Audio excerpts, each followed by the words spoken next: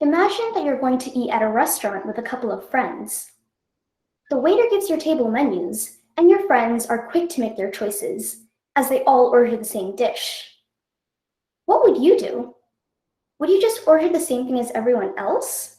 Or would you dare to be different from the crowd? Social influence is ubiquitous in society. It's all around us, and it influences our day-to-day lives much more than we think. It can impact our smallest decisions, like what we wear, or things of a much greater magnitude. Today, I will be talking about how social influence can affect our personal choices. So, what is social influence?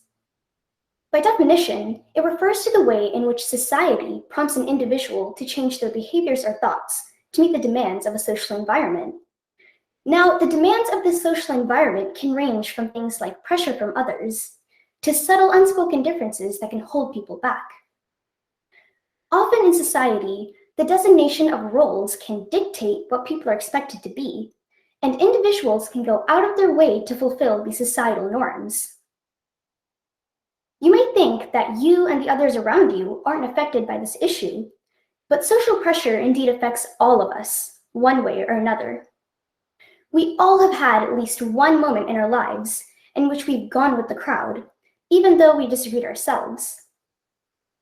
What other people say about our choices can make us doubt ourselves, even feel insecure about the decisions we make, to the point that it manipulates our emotions and the way that we feel.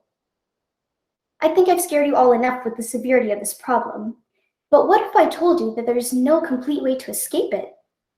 What if there's more to social influence than just fitting in with the crowd? What if it's a part of us as humans?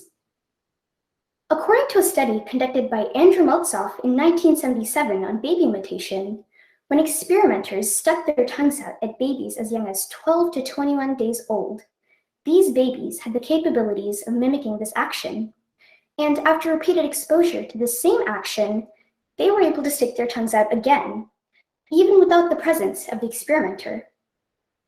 This is a prime example of how we as humans are built to learn from each other, and goes to show that when people around us have done something, we are much more likely to repeat it.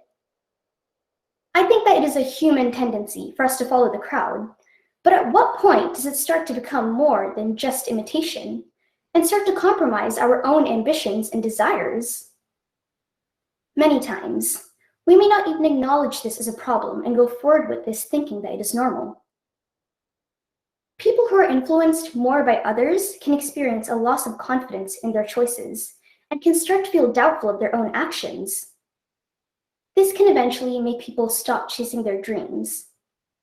It can even lead to things as severe as depression. What makes determining whether you're being negatively affected by social influence so hard is that it can come in many different forms, ranging in levels of severity. Although social conformity may not seem a major issue, the victim of this usually stands alone, you.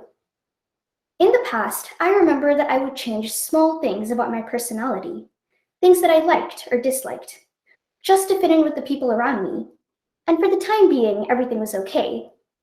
However, in the long run, these small things added up until I didn't really feel like myself anymore, rather a mirror that just took on the appearance of whatever the beholder preferred.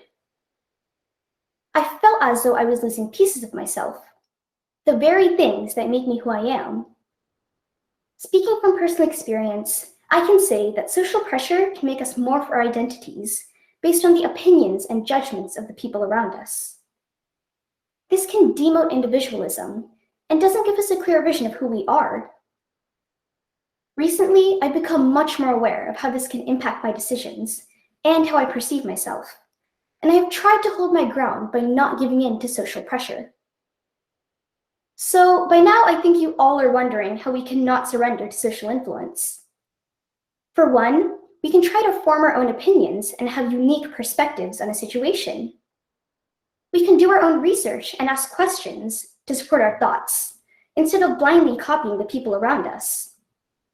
Also, although this may seem basic, we can all try to stand up for what we believe in, stand up for our thoughts, ideas, and beliefs. This doesn't mean that you shouldn't consider others' opinions, but you should never put them above your own if you don't agree. You can't expect your dreams to become a reality unless you actually support them, and don't give up on them because of someone else's discouragement.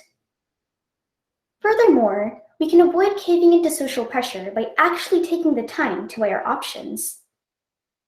In the restaurant dilemma that I previously spoke about, someone might feel prompted by the stress of the situation to just hurry up and choose what their friend got.